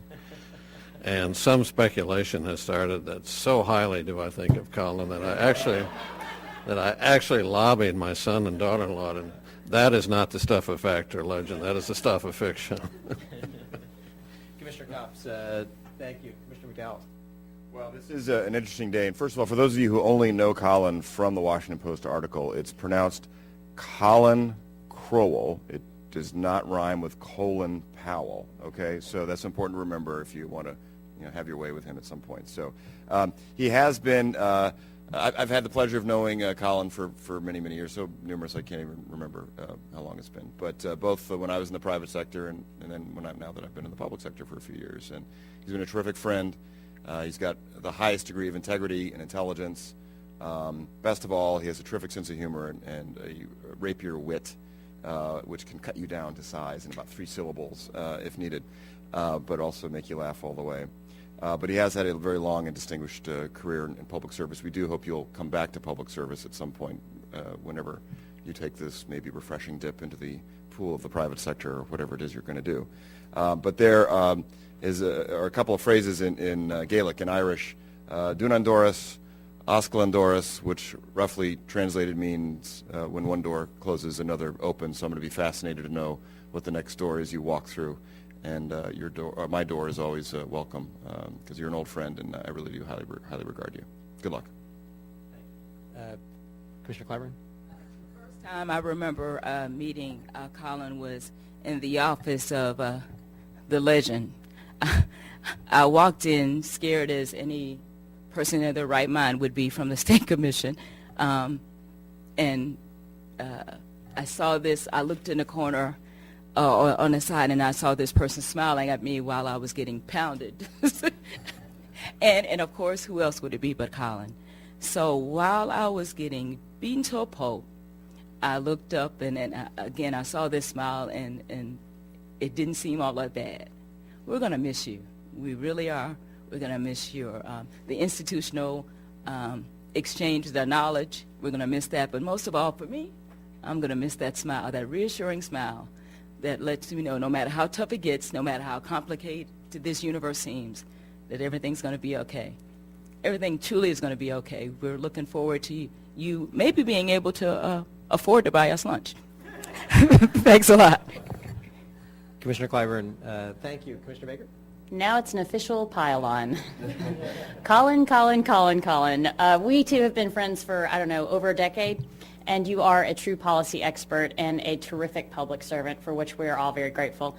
You know how to achieve your goals. You know how to use the whole toolbox to achieve your goals, which has been really fun sometimes when we work together and really frustrating sometimes when we haven't. But, you are a terrific person. I admire you. I value your friendship, and I wish you well in your next phase. Thank you. And do any of my colleagues have any other announcements today? Commissioner McDowell, please. I do. We have our first summer law clerk for the summer, Timothy Kennedy, who joins us from the Cooley Law School in Lansing, Michigan. He's also a graduate of Penn State University. You want to stand up? There we are. And he's also, we're lucky that he's worked with the Office of the Attorney General of Michigan, as well as Congressman Jim Gerlach. And we're going to have some other law clerks coming to join us for the June meeting. We wanted to welcome Timothy, and he's already hit the ground running. We have plenty of work for you this summer, that's for sure. Welcome. That's great. Welcome. Any other announcements? If there are none, thank you all very much. We are adjourned.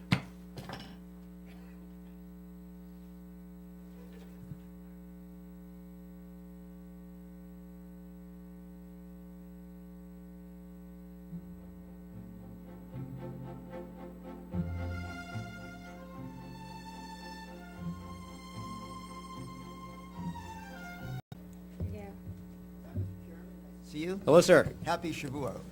Uh, My question is the FCC close to approving the Verizon Frontier deal? And if so, would that include extensive conditions? Right. I'm not, I think our practice is not to speak specifically about transactions and where they are in the process, so in the spirit of caution, if I can, I'd like to defer that to staff, and they'll give you as much information as they can about where we are in the review of that Which transaction. staff should I consult with? Well, Jen will facilitate. Oh, okay, thank you. Paul Kirby with TR Daily. I wanted to get, you gave some explanation for why the wireless report doesn't declare effective competition, and why you think that's appropriate. Is there any thought that that would be helpful as you look to reclassify broadband, that the wireless report doesn't do that?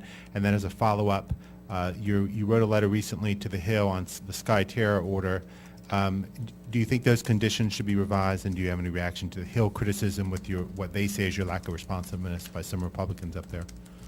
So let's see, a couple of things. One is you remind me that there was something I meant to say during the commission meeting that I didn't about the wireless competition report, which is that, actually two things. One is it'll be available to all of you within the next hour. But second, we are, for the first time, going to put all the data of the report online in a searchable, machine-readable format so that everyone has access to the data in the report. On your first question, I haven't thought that there was a relationship, so I'll think more about that. I think that the Harbinger transaction was a very important step to help promote additional competition, to unleash more spectrum that hadn't been used. As you know, that as part of that transaction, there is a commitment to invest a massive amount of money in building out new wireless infrastructure. And I think that transaction was approved in a way that increases investment, increases competition, unleashes spectrum, and will serve the public interest in a very significant way. With respect to Congress, look, we have a obligation that we take very seriously to be a resource to Congress on all issues. There are many views and opinions in Congress. Our job is to work with every member of our oversight committees and every member of Congress to be a resource as the expert agency in this area. Hi, Tim Warren from Communications Daily. On the SkyTerra order, do you expect similar requirements in future transactions? I think every transaction will be looked at on its own terms. We have an obligation to make sure that any transaction we approve is in the public interest, and there are criteria that the FCC has looked at over time, and obviously the staff takes each transaction very seriously.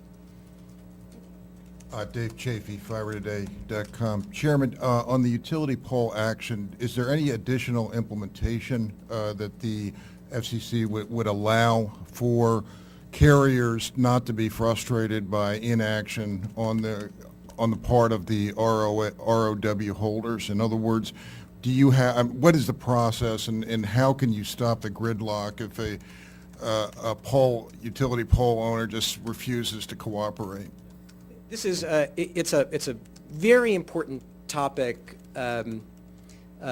because, as the National Broadband Plan talked about extensively, dealing with rights-of-way issues, pole attachments, ducts, the Dig Once initiative that's in there, we're digging up roads, the tower siting order from a few months ago. For those of you who don't remember, we adopted rules creating a shot clock for tower siting. All of these things are incredibly important to lower the cost of investment, accelerate the deployment of broadband. The better we can do at this range of rights-of-way issues, the faster we'll get deployment and the deeper we'll get deployment. So it's something that we take very seriously. As you know, today we did both an order putting some rules in place right now. We also adopted a notice that'll help us look at the next round of rules, particularly with respect to broadband. This will be an ongoing topic. We heard this consistently through the broadband plan, that one of the areas where the FCC can really make a difference is by making sure that artificial barriers, red tape, obstacles to deployment are tackled. Hi, Commissioner. Paul Barbagallo, BNA. Commissioner Copps and Commissioner Clyburn raised concern about consolidation in the wireless industry, citing the HHI index. I'm just wondering if you share those concerns and how might the FCC address that going forward? Sure. I think, as you'll see when you see the report, the report speaks for itself, and it speaks very extensively. There's both been and is tremendous, vibrant competition in the wireless space, and there are cause for concern. The report that we adopted today is a very important step in the reform of the agency and its processes. And I actually couldn't be prouder that we have a report today that's fact-based, that's data-driven, that's transparent. I think it will, over time, as we do this in a variety of areas, lead to greater predictability and certainty, and will provide ongoing input and discussion about the facts in a complex set of interrelated markets. Excuse me, Tom Tiernan with Platts Newsletters. You made this is on the poll attachment proceeding. You made the comment that the goal is to get faster and cheaper broadband, and the electric utilities that are poll owners would argue that it's improving broadband coverage at the expense of electric utility customers. I guess a procedural question, since it's a further notice of proposed rulemaking and there's a proceeding that's been open for several years, why seek more comments on the same record? Why go to a further NPRM rather than just propose a final rule? A couple of things. One is we did today both an order and a further notice, obviously the Commission and its staff thought there were a certain set of decisions that we could do now, 2 or 3 months, I can't remember anymore, after adoption of the broadband plan to move forward, and other issues that are thought to require additional record, additional work through to address all the issues. There are, as with all of these issues, legitimate concerns and interests on all sides. And what I'm trying to do is make sure that the goals of the Commission when it comes to these policy areas are clear, and that we have processes that bring in all stakeholders and tackle all the issues, but tackle them with the moment that this period requires, given the broadband needs of the country. Hi, Mr. Chairman. Todd Shields, Bloomberg News. Do you intend to use the data gathered in the CMRS Mobile Wireless Report as a fulcrum to regulate the wireless industry? Well, we're not calling it the CMRS report anymore, which people don't know what it means. It's but the purpose of a competition report is to have data that's used for all of the relevant decision making by the Commission, and it's of course also available for stakeholders to use, and for policymakers in other parts of government. So the data in the competition report has exactly that purpose, to be used throughout, as there's a broad mix of data in the report. It's a complicated area, but Congress required us to adopt competition reports to make sure, I believe, that the Commission on a regular basis paused and made sure that it had the facts and data, and that it had an analytical framework that was transparent to people to facilitate ongoing discussion and ultimately greater certainty and predictability about policymaking. So are the facts and data leading you toward regulation? You've seen the report. I don't know how to answer that question. I think the facts and data will help us make the right decisions in all the issues that come up. In some cases, that will be to do absolutely nothing. In some cases, it will be to take smart actions to spur competition. I think you saw that on the agenda today, where, with respect to a number of different items, there was broad consensus that action needed to be taken to spur competition, whether it's number portability or poll attachments. So I think our job collectively of the Commission is to focus on the facts and the data, be clear about the policy goals, and make smart policy decisions that take into account the goals that I've been speaking about now consistently since I've gotten here, promoting investment and innovation, promoting competition, and protecting and empowering consumers. All right, thank you very much. Thanks, everyone. Have a great day. Thank you. Thanks, Aaron. Good. Thank you, Mr. Chairman. We'll now proceed to the staff portion of the press conference. As I said, we will go in the order of the agenda itself. So the first item is the OET item. Julius Knapp. Let me also mention we are making a very concerted effort to have the orders on all of these items up today. So we'll send notices out as they appear, but check the website periodically during the day and you will get the text of the actual orders as they appear on the web. Julie? Julie, Paul? Paul Kirby with TR Daily. My apologies in advance. Okay, so the release has a lot of details, but it doesn't have everything. For instance, it mentions the duty cycle, but it doesn't say what the duty cycle is. And of course, there's an issue with the FTD, TDD. Can you tell me if you went with what I guess Erickson was looking for, which is 41 and change, or you stayed with 38, or? There was, we stayed with 38 on the TDD. Sorry to get so technical. There was some relaxation on the FDD, where before we had a flat 12.5, and now I think in one portion of it we've increased it to 25. And okay, so with that exception, are the technical rules the same as what was in the public notice? With that exception, or are there other significant changes from the public notice on the technical rules? The rules are essentially the same as what was proposed. There were also changes in the emission limits relative to the aeronautical mobile telemetry band that were agreed to both by NTIA and the WCS Coalition. And I think in addition, the item is going to have more specificity relative to the Commission's expectations on the cooperation that should occur to avoid interference before the systems go commercial, and for resolving the interference if it were to occur. Now, there was one issue, or not one issue, but a number of issues. Cirrus made a filing the day before, the day of Sunshine, saying, and do all these things too. A lot of them dealt with coordination, and the press release just says there'll be coordination. Are the coordination issues the same as what was in the public notice, or did you accept some of the things Cirrus was looking for? Not the details of the coordination process that were suggested, in part because they would have stretched out the timeline just for constructing a system and placed an enormous burden for coordinating each one of the base station sites. But what we did instead was provide more specificity on the actions we expect the parties to take in not a formal coordination, but cooperation in the design of the systems to avoid interference. But not the some of those deadlines that Cirrus had asked for the day of Sunshine, not those. No, not the detailed deadlines. Okay. And then can I ask? I had a couple build-out questions for Ruth. You give a lot of specifics, which is good in the press release. It looks like, with the exception of, and Commissioner McDowell mentioned it, you extended the build-out period by 1 year from what was proposed in the public notice.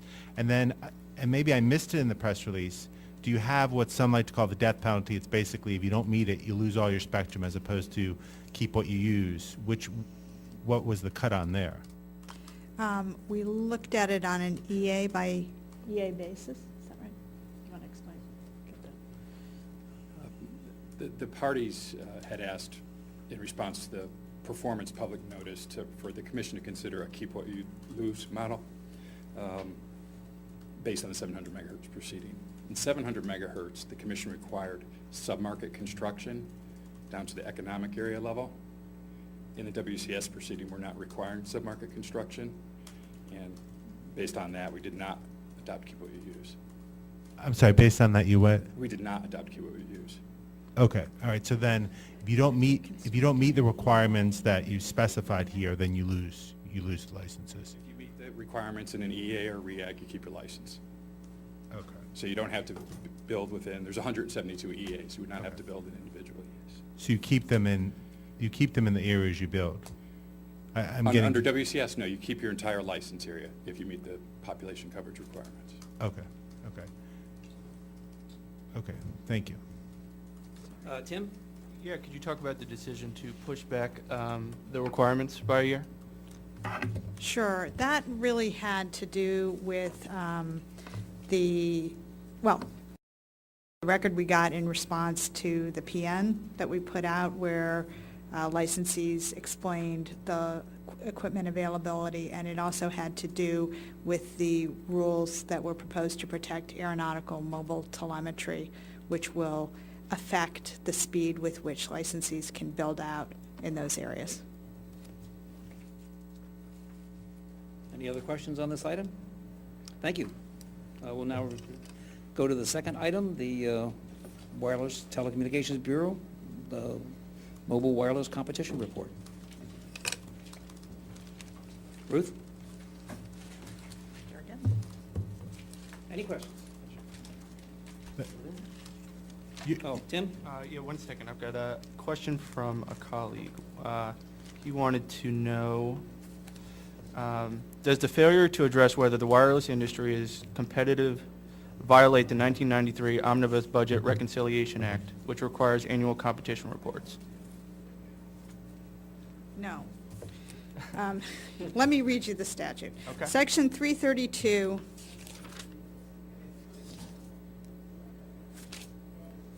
C?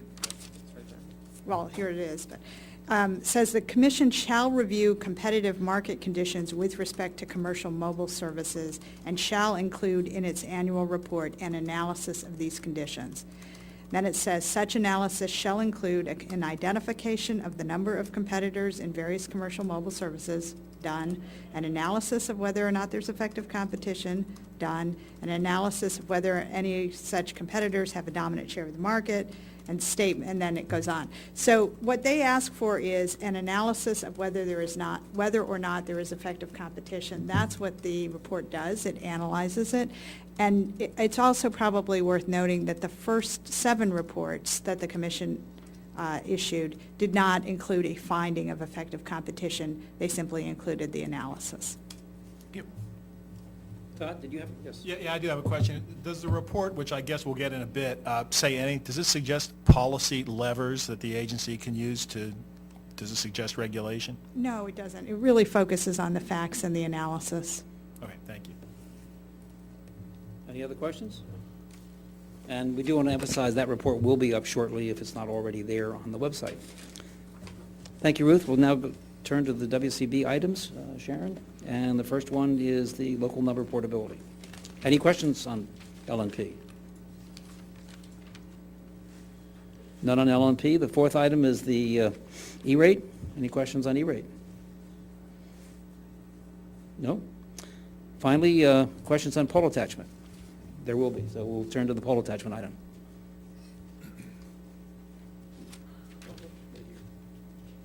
Paul? The one question, and I realize I assume it's going to be out soon, the item, like everyone's saying, all these items. Does the further notice, what are the time frames that utilities would have in the further notice proposal to act? In other words, what sort of deadlines would they have to respond to pole attachment requests?